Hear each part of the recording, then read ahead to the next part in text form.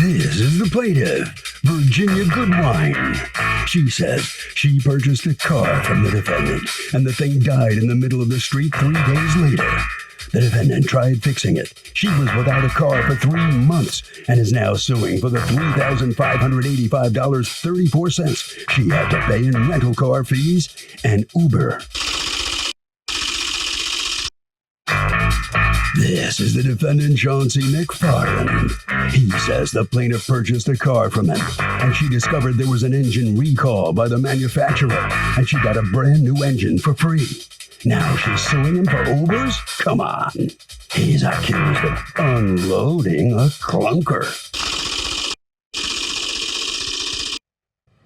All parties, please raise your right hands. Welcome back to the People's Court. Next case on the docket. The plaintiff bought a car from the defendant, says the clunker broke down in the middle of traffic, and she wants a refund. But the defendant says the woman should be happy because she got a whole new engine installed for free due to a recall, and he doesn't owe her a thing.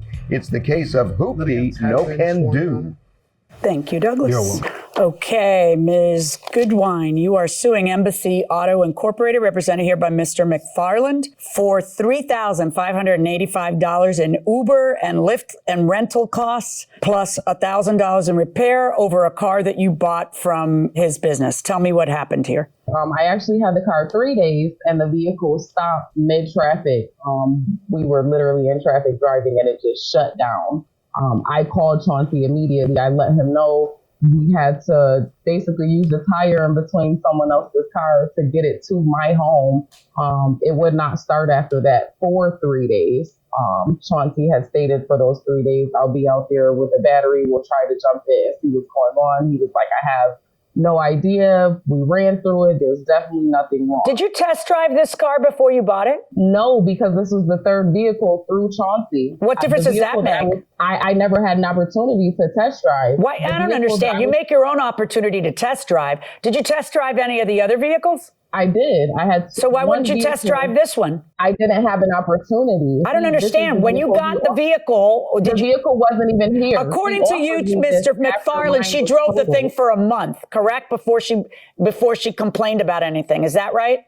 Yes. When did she get this vehicle in question? She got this vehicle December 3rd. All right. And then she comes to you in mid-January and tells you that there's a problem. And that's the first time you hear there's a problem?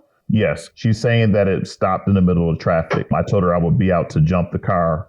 In the meantime, I provided her with my shop car until we figured out what was wrong with the car. And then when do you figure out what's wrong with the car? She had my shop car about a week. So 4 days after. And what was it you found that was wrong with the car? The mechanic said that she might have inadvertently put it in the neutral because it's two different types of shift. You can put it in manual drive and you can put it in regular drive. So they're thinking that she might have put it in manual drive, but they weren't able to find any shortage in the alternator or any shortage in the battery. So what they do, how did they repair the car then? They didn't repair the car. Okay. The alternator was fully charged in. So the they battery didn't do any repairs because there was nothing wrong with it. Is that correct? Correct. And then then you give her back the car. Correct. And you take back your shop car.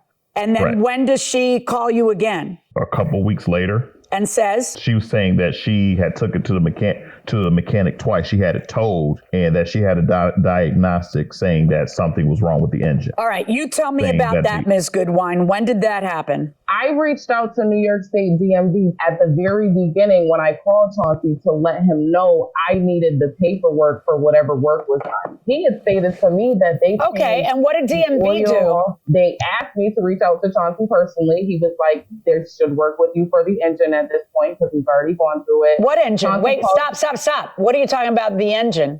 They had gotten the vehicle diagnosed. The New York State DMV had forced them to get the vehicle diagnosed at that point because I put in a complaint. And once it was diagnosed, it was the same as what I had from Jim. Just a second. What you're not telling me is that somebody discovers that there's a recall on your engine. Absolutely. Kia Motors discovered the recall. How old is this car? 2012. All right. And so Kia Motors discovers there's a recall. What does that mean? You took it to Kia? No, I took it to Kia.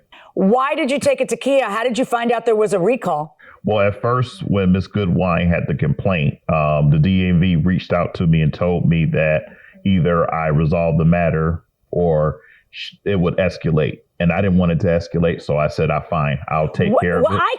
Okay, so everybody's happy until they're not. When did Ms. Goodwine become unhappy after that? I was unhappy in the entire time. The entire time, because she was, you're taking $1,588 worth of Ubers.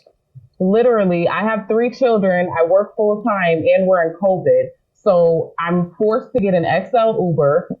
Outside of work, when I explained to Chauncey, like the first issue we had when I didn't have the car, I'm like, I can't afford this. I do Uber, I do Lyft, I do Grubhub. You do Uber? You're an Uber driver? Yes, I personally do this. So I'm like, now you're causing me to not only spend money, but I'm missing money at this point. So we need to come to some type of median. And it took me almost 3 weeks just to get in contact with Chauncey, calling through other people. I reached out to my financing company. Where's your proof that you have $1,500 in Uber?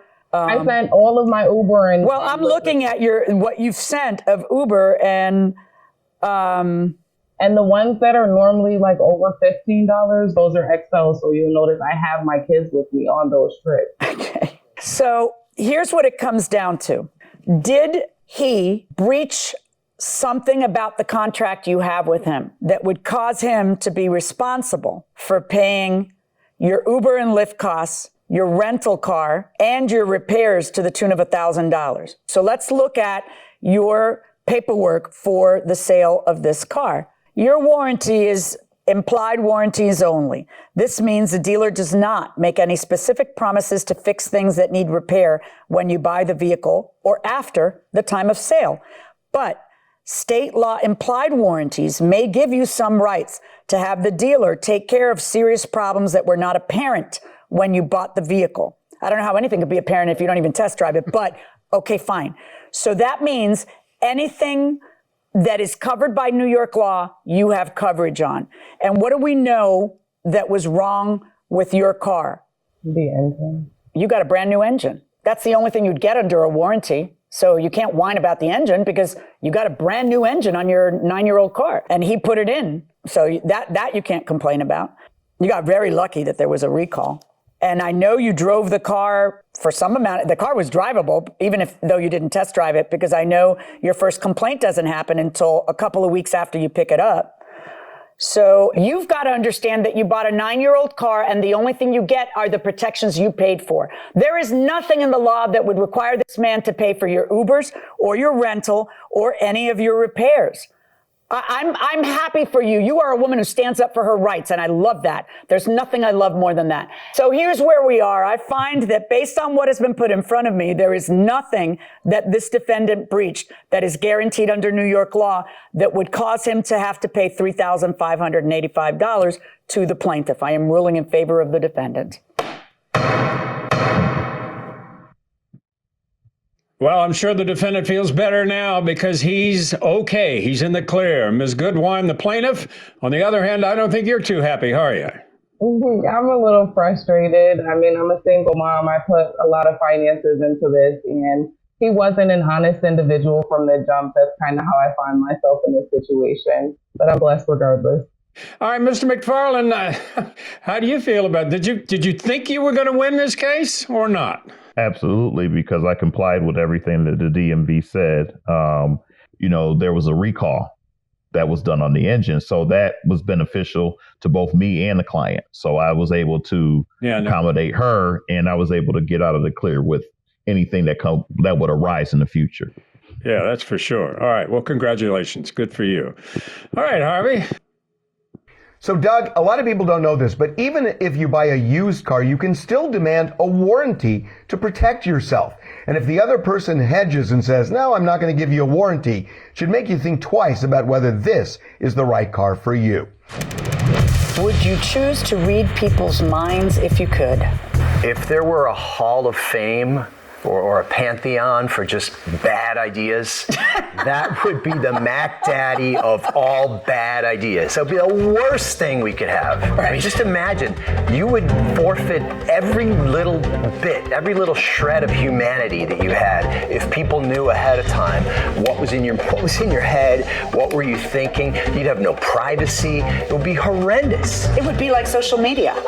You're right, it'd be a lot like social media. That's why I don't get involved in where social my media. kids will just post every single thing, including what they're eating and what they're thinking, what they're feeling, and then they feel like they have no privacy. Exactly.